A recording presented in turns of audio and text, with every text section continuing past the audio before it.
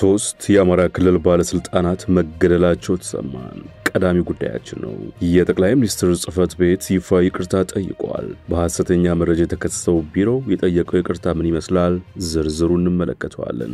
ጉባኤው ሃይማኖትን ሽፋን አድርገው አብሮነትን ሊሸረሽሩ የሚችሉ ግጭት ቀስቃሽ መልእክቶችን የሚያስተላልፉ አካላትን በጽኑ አውግዛሉ አለ። መግለጫውን በዜናችን ይዘነዋል። ብርን በማዳከም የዶላር ክምችትን ከፍ ለማድረግ ቢሞከርም ዶላር አሁንም ችግር ሆኗል ተብሏል። እንዴት? በዜናችን ይዳሰሳል። አዲስ የቢራ ምርት ገበያው እንደሚቀላቀል ተሰምቷል። ከወዳምቦ የተጀመረውና በቅርቡ ጠቅላይ ሚኒስትር አብይ የተጎበኙን ፋብሪካ ጉዳይ እንመለከታለን። ከዚህ ውጪ ሌላኛው ኢትዮጵያ ጎረቤት ተጨማሪ የጦርነት ስጋት ውስጥ ገብታለች። አዲስ ጦር ወደ ስፍራው ተሰማርቷል። ዝርዝር መረጃውን እንመለከታለን። አክብሮታዊ ሰላምታችን በያላችሁበት ድረስ የተወደዳችሁ ሸገር ታይምስ ቤተሰቦች፣ የሰዓቱ ዜናችን እነሆ ተጀመረ። ከምሽት ሰሙ አገርኛ ጉዳዮች የመገናኛ ብዙሃን መነጋገሪያ ርዕሰ ነጥቦች የዜናችን ትኩረት ናቸው። ያስቀድመን ያስተዋወቅናችሁን ርዕሰ ጉዳዮች ጨምሮ ሌሎች ዘገባዎችን ይዘናል። አብረን እንቆይ።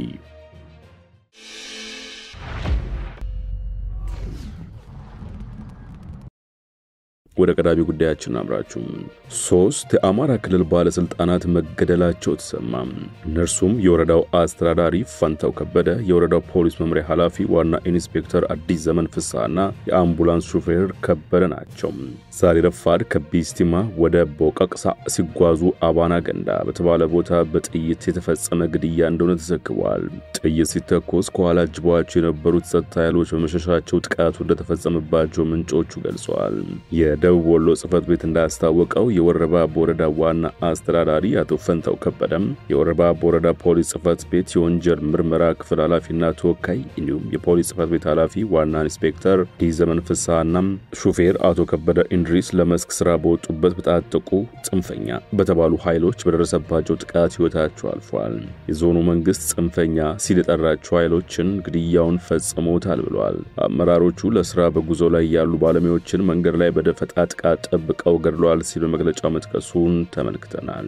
የዞኑ መንግስት እነዚህን ህይወታቸውን ያጡ አመራርና ባለሙያ የህዝብና የመንግስት ተልዕኮ ለማስፈጸም ደከመኝ ሰለቸኝ ሳይሉ ህብረተሰቡን በልማትና በመልካም አስተዳደር ተጠቃሚ ለማድረግ ቀን ከሌት ሲተጉ የነበሩ ቅንና ታታሪ የህዝብ ልጆች ነበሩ ብሏል። የዞኑ መንግስት በግድያው ህይወታቸውን ላጡ ቤተሰቦቻቸውና ለወዳጅ ዘመዶቻቸው መጽናናትን ተመኝቷል። የጠቅላይ ሚኒስትር አብይ አህመድ ጽፈት ቤት ይፋ ይቅርታ ጠየቀ። ለዚህ ምክንያት የሆነው በትናንትናው ዕለት በማህበራዊ ትስስር ገጽ የተለጠፈው ምስል ነው። በጠቅላይ ሚኒስትሩ የማህበራዊ መገናኛ ገጾች ላይ የሚታዩት የአፕል ምስሎች ከሌላ ሀገር የተወሰዱ ናቸው ሲልም ስህተቱን አምኗል። ቢሮው ላለፉት 7 ዓመታት የጠቅላይ ሚኒስትሩን የኮሚኒኬሽን ዘዴ ለየት ባለው መንገድ ግልጽነትና ተደራሽነትን በማለም የተከናወነ ነው ያለው ቢሮው ዋነኛው ዓላማውን በልዩ አታይ ሐሳቦችን ለስራ ተነሳሽነት የሚፈጥሩ ልምዶችንና ተግባራትን በማካፈል ላይ ያተኮረ ነው ይላል። ማዕከልም አልፎ አልፎ ጠቅላይ ሚኒስትሩ ከክልሎች የሚገኙ ስራ ሪፖርቶችን ለሌሎች ተነሳሽነት ምንጭ እንዲሆኑ ሲሉ ያቀርባሉ። በዚህ ሂደት የክልሎች የስራ ለውጦች ጎላ ብለው ይታያሉ። በሂደቱም ምርጥ ተሞክሮችና ስኬቶች በሌሎች ከፍ ተደርገው እንዲሰሩ ይረዳልም ባይ ነው ጽፈት ቤቱ። ነገር ግን ይላል ጽፈት ቤቱ፣ ነገር ግን ከታችኛው የአስተዳደር እርከን ጀምሮ ወደ ጠቅላይ ሚኒስትር ጽፈት ቤት ደረጃ መረጃዎች በሚፈሱበት ሂደት አንዳንድ ትክክል ያልሆኑ አቀራረቦች በተለያዩ እርከን በሪፖርቶች ሊካተቱ መቻላቸውን ትናንትናም በተጋራው መልእክት መካተቱን አምኗል። ከዚህ አንጻር በትናንትናው ዕለት በተጋሩ ምስሎች ውስጥ የተወሰኑ ምስሎች ከመስክ ከተገኙ እውነተኛ ፎቶዎች ጋር ተቀላቅለው ከክልል ከነበረ ልውውጥ እስከ ፌደራል ደረጃ ደርሰዋል። ይህን መሰሉ የመረጃ ፍሰት ስህተት ዳግም እንዳይፈጸም ተገቢ እርምጃ እየተወሰዱ ይገኛል ብለዋል። ምስሎቹን የያዘው ልጥፍ ከጠቅላይ ሚኒስትሩ ገጽ እንደተነሳ የገለጸው ጽፈት ቤቱም እርምት እንዲወሰድ እርምት ለጠየቁ ዜጋዎች ምስጋናውን አቅርበዋል። ትናንት ምሽት በጠቅላይ ሚኒስትር አብይ አህመድ ፌስቡክ እና ኤክስ አካውንቶች ላይ የአፕል ግብርና ምርታማነታችን እድገት እያሳየ ነው ከሚል ጽሑፍ ጋር የተለቀቁ 6 የአፕል ምስሎች ነበሩ። ይሁንና በምስሎቹ ዙሪያ ኢትዮጵያ ቼክ አደረኩት ባለው አሰሳ ሁሉም ፎቶዎች ከሌላ ሀገር የተወሰዱና ኢንተርኔት ላይም በፍለጋ የሚገኙ መሆናቸውን ከአሜሪካና ላቲን አሜሪካ የማሳ ምርቶች የተወሰዱ እንደሆነ መረጃዎችን አጣቅሶ ዘግቧል።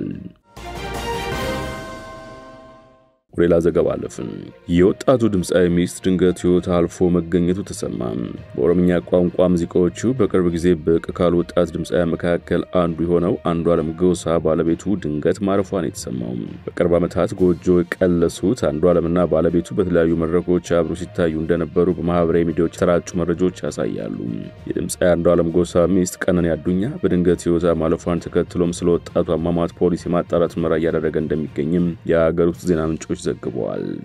ጉባኤው ሃይማኖትን ሽፋን አድርገው አብሮነትን ሊሸረሽሩ የሚችሉ ግጭት ቀስቃሽ መልእክቶችን የሚያስተላልፉ አካላትን በጽኑ አውግዛለሁ አለ። የኢትዮጵያ ሃይማኖት ተቋማት ጉባኤ ከሰሞኑን በእስልምናና በኦርቶዶክስ ሃይማኖት አማኞች ነን ባዮች መካከል የሁለቱን ሃይማኖት የአብሮነት ሴት በሚያንቋሽሽ መልኩ በማህበራዊ ሚዲያ የሚለቀቁ አንዳንድ አስተያየቶች እንዳሳዘኑት ዛሬ መጋቢት 2 ቀን 2017 ዓ.ም በሰጠው ጋዜጣዊ መግለጫ አስታውቋል። ሁለቱን ሃይማኖቶች አስመልክቶ ክብረነካዊ መልእክቶችን የሚያስተላልፉ ግለሰቦች ህገወጥነትን ከማስፋፋት ተቆጥበው የህግ የበላይነት እንዲያስቀድሙና ከድርጊታቸው እንዲታቀቡም አሳስበዋል። በአማኞች መካከል የሚደረግ ስርዓት የለሽና አንዱ ሌላውን የሚያወግዝ የሚያጠለሽና ክብረነክ መሆን ወንጀል ነው ብለዋል። በግለሰቦችና በቡድኖች የሚደረጉ የሃይማኖት ጥላቻ ንግግሮች የትኛውንም ሃይማኖት ሊወክሉ እንደማይችሉም አመላክተዋል። በማህበራዊ ሚዲያ ሃይማኖትን ሽፋን አድርገው አብሮነትን ሊሸረሽሩ የሚችሉ ግጭት ቀስቃሽ መልእክቶችን የሚያስተላልፉ አካላትን ጉባኤው በጽኑ እንደሚያወግዝ መግለጫውን የሰጡት የኢትዮጵያ ሃይማኖት ተቋማት ጉባኤ ዋና ጸሐፊ ሊቀ ትጉሃን ቀሲስ ታጋይ ታደለ አስታውቀዋል። ሐሳብን በነጻነት የመግለጽ መብትን ተጠቅሞ የሌሎችን መብት መንካት በዝምታ መታለፍ የለበትም ያለው ጉባኤው የሚመለከታቸው አካላትም አፋጣኝ ሕጋዊ እርምጃ እንዲወስዱ ማሳሰቡ ተገልጿል። በወቅቱ በኢትዮጵያ ኦርቶዶክስ ተዋሕዶ ቤተክርስቲያንና በእስልምና አማኞች ትልቅ ቦታ የሚሰጠው የጾም ወቅት እንደመሆኑም አማኞች ጾምና ጸሎታቸው ላይ እንዲያተኩሩም የኢትዮጵያ ሃይማኖት ተቋማት ጉባኤ መልእክቱን አስተላልፏል። የኢትዮጵያ ዜጎች ለማህበራዊ ፍትህ ፓርቲ ኢዜማ ከመንግስት ተቋማት አገልግሎት ጋር በተያያዘ ለገዢው ብልጽግና ፓርቲ ማጠናከሪያ የሚደረግ የገንዘብ ማሰባሰቢያ በአስቸኳይ ይቆም ዘንድ ለኢትዮጵያ ብሔራዊ ምርጫ ቦርድ ጥያቄ አቀረበ።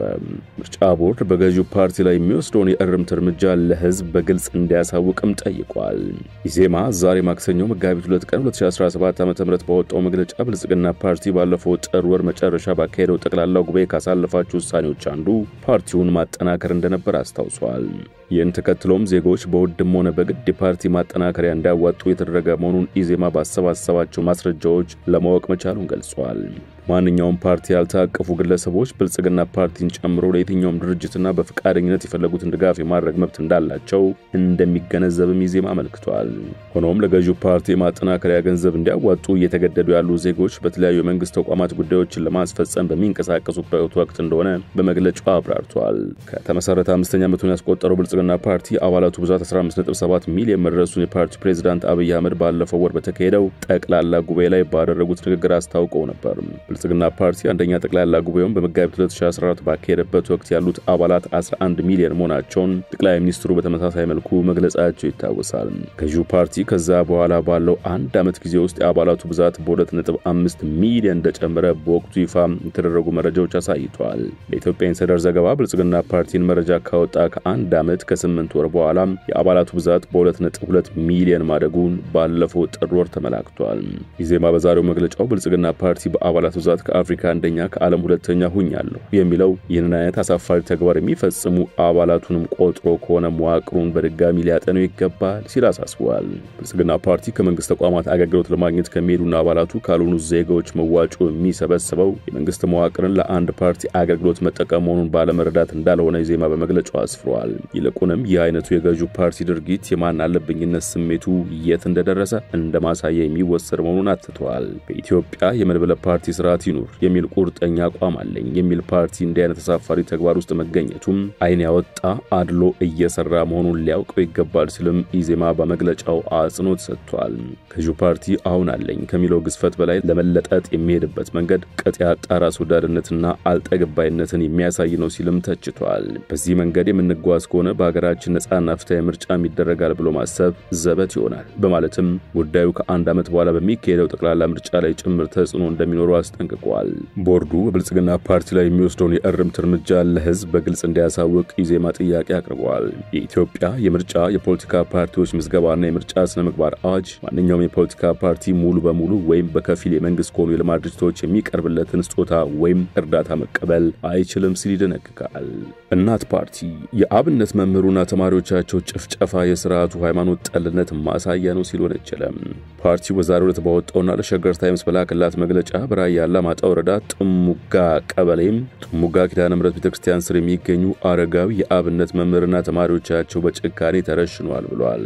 ፓርቲው እንዲህ ያለውን ጭካኔ ተግባር በጽኑ የሚያግዘው ሲሆን የብልጽግና መንግስት በቀጥታም በተዘዋዋሪ ማንነትና ሃይማኖት ተኮር ዘር ጭፍጨፋዎች እንዲፈጸሙ ያደርጋል ወይም እንዳላየ ያልፋል በሚል በተደጋጋሚ ስንገልጽ ኖረናል ሲል አስታውሷል።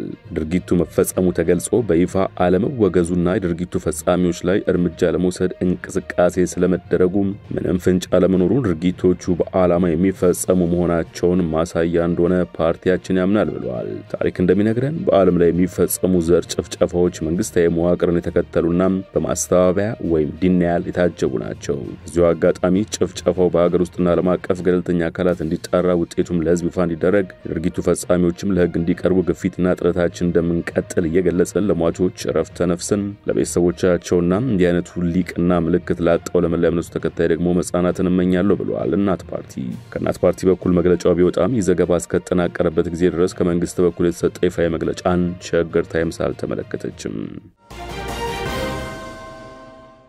ዜናችን ቀጥሏል።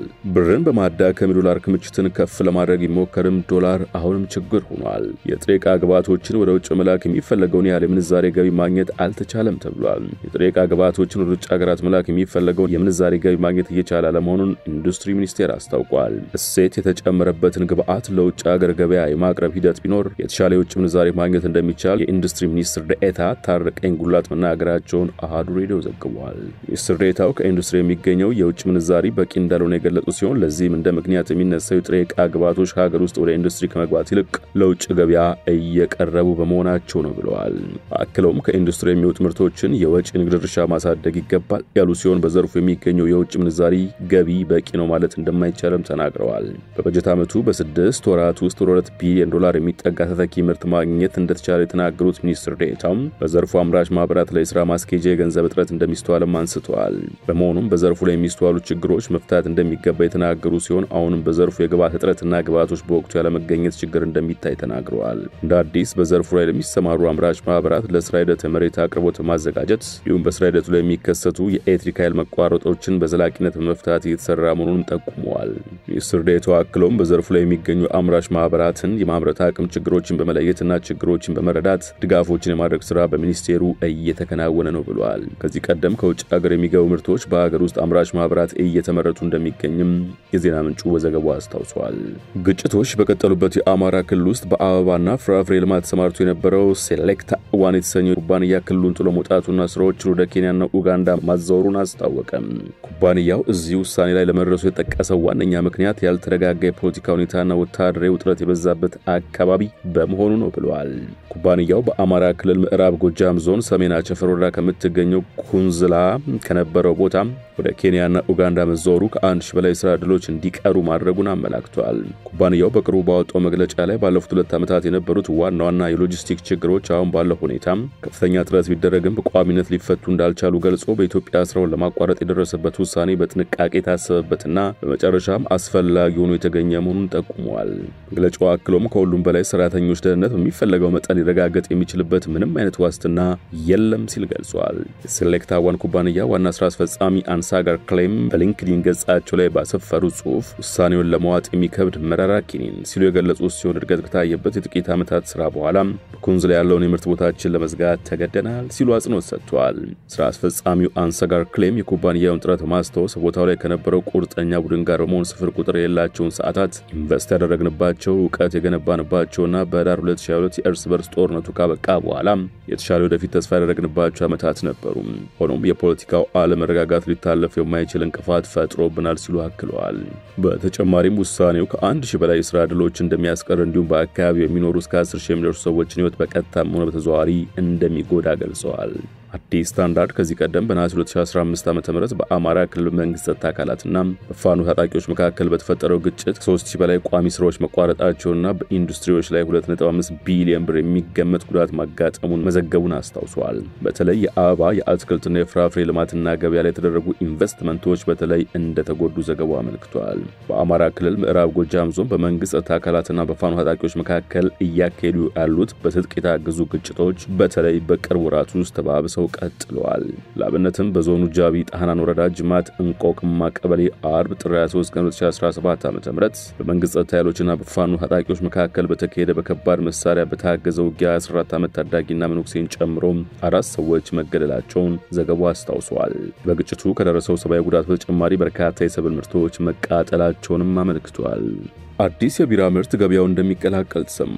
ኬኛ ቤቨሬጅስ በሚያዝያ ወር ለገበያ ይቀርባል ተብሏል። የኦሮሚያ ክልል ከፍተኛ ድርሻ ያዘበትና በቅርቡ ጠቅላይ ሚኒስትር አብይ አህመድ የጎበኙት ኬኛ ቤቨሬጅስ ወደ ምርት ሊገባ ነው ተብሏል። ከአዲስ አበባ ወደ አምቦ መስመር 80 ኪሎ ሜትር ላይ በምትገኘው ጊንጪ የሚገኘው ፋብሪካው በአመት 3 ሚሊዮን ሄክቶሊትር እንደሚያመርት ነው የሚጠበቀው። ከቢራ በተጨማሪ ድራፍትና ብቅል የሚያመርተው የግዙፍ ፋብሪካ ከ5000 በላይ ባለ አክሲዮኖች ያሉት ሲሆን ወደ ምርት በሚገባበት የመጀመሪያ ዓመት 20% የቢራ ገበያ ድርሻ እንደሚኖረው ነው የተገመተው። 250 ሚሊዮን ዶላር ኢንቨስትመንት ወደ ቢራ ገበያ ይገባል የተባለው ኬኛ ቤቨሬጅስ በአውሮፓ የቢራ ኩባንያዎች ቁጥጥር የሚገኘውን የኢትዮጵያ ገበያ በበላይነት ለመምራት ማቀዱን ነው ፎርቹን የዘገበው። ሌላኛዋ ኢትዮጵያ ጎረቤት ተጨማሪ የጦርነት ስጋት ውስጥ ነች። አዲስ ጦር ወደ ስፍራው ተሰማርቷል። ኡጋንዳ የሀገሪቱን ጦር ደቡብ ሱዳን ዋና ከተማን ጁባን እንዲሁም አገሪቱን ፕሬዝዳንት ሳልቫኪርን እንዲጠብቅ ልዩ ኃይል መላኳን የሀገሪቱ ጦር አዛዥ ጄኔራል ሙሃዚ ካይኔሩጉባ አረጋግጠዋል። ይህ የኡጋንዳ መንግስት እርምጃ የተሰማው በፕሬዝዳንት ሳልቫኪርና ምክትላቸው ሬክ ማቸር መካከል ውጥረት መንገሱን ተከትሎ የተደረሰው የሰላም ስምምነት ፈርሶ ዳግም ወደ ጦርነት ሊገቡ ይችላሉ የሚል ስጋት ማየሉን ተከትሎ ነው። ጄኔራል ካይኔሩጉባ የሀገሪቱ ጦር ለምን ወደ ጎረቤት ሀገር እንደተሰማራ ባይገልጹም የፕሬዝዳንት ኪር መንግስትን ተቃውሞ የሚወስድ ማንኛውንም እርምጃ ኡጋንዳ ላይ ጦርነት እንደማወጅ ነው ሲሉ ተናግረዋል። ጄኔራሉ የደቡብ ሱዳን አጠቃላይ ግዛት እንደ ራሳችን ግዛት መከላከል አለብን ሲሉም በይፋ ኤክስ ገጻቸው ላይ ጽፈዋል። የደቡብ ሱዳን መንግስት በጉዳዩ ላይ እስካሁን ድረስ አስተያየቱን አልሰጠም። በደቡብ ሱዳን ያለውን የደህንነት ስጋት ተከትሎ ቅዳሜ ዕለት አሜሪካ ያስቸኳይ ጊዜ አስፈላጊ ሰራተኞች ያልሆኑ ዜጎቿ በሙሉ አገሪቱን ለቀው እንዲወጡ አዛለች። ባለፈው ሳምንት የአገሪቱ ጦር ምክትል አዛዥና የማቻር ደጋፊ የሆኑ ሁለት ሚኒስትሮች በቁጥጥር ስር ያሉ ሲሆን የተቃዋሚ ፓርቲ ቃል አቀባይ ስሩን የሰላም ስምምነቱ የሚጻረር ከባድ የመብት ጥሰት ሲሉ ኮንነውታል። በቁጥጥር ስር ካሉት መካከል አንዱ ሚኒስትር መለቀቃቸው ግን ተሰምቷል። ባለስልጣናቱ በቁጥጥር ስር ያሉት በአፐር ናይል ግዛት ዋይት አርሚ በመባል የሚታወቁ ታጣቂዎች ከመንግስት ኃይሎች ጋር ከተጋጩ በኋላ ነው። በአውሮፓውያን 2013 በማቸርና ኪር መካከል በተካሄደው እርስ በርስ ጦርነት ወቅት ለማቸር ወግነው ተዋግተው ነበር። በወቅቱ ኪር ማቸርን የመንግስት ግልበጣ ሙከራ ለማካሄድ አሲሯል በማለት ወንጀላቸው ነበር። በወቅቱ ማቸር ወንጀላውን ውድቅ ያደረጉ ቢሆንም ደቡብ ሱዳን 400 በላይ ዜጎችን ህይወት ወደ ቀጠፈ የእርስ በርስ ጦርነት ውስጥ ከቷታል። እንደ አውሮፓውያን አቆጣጠር በ2018 በሁለቱ ተፋላሚዎች መካከል በተደረገ ስልጣን የመጋራት ስምምነት ጦርነቱ ቢያበቃም ነገር ግን አዲስ ህገ መንግስት፣ ምርጫ እንዲሁም ታጣቂዎችን ወደ አንድ ጦር ማዋሃድ የሚሉት የስምምነቱ አካላት እስካሁን ድረስ ተግባራዊ አልሆኑም። የሰዓቱ ዜናችን አበቃ። ስትከታተላችሁን አመሰገንን። በያላችሁበት ሰናይ ጊዜ ይሁንላችሁ።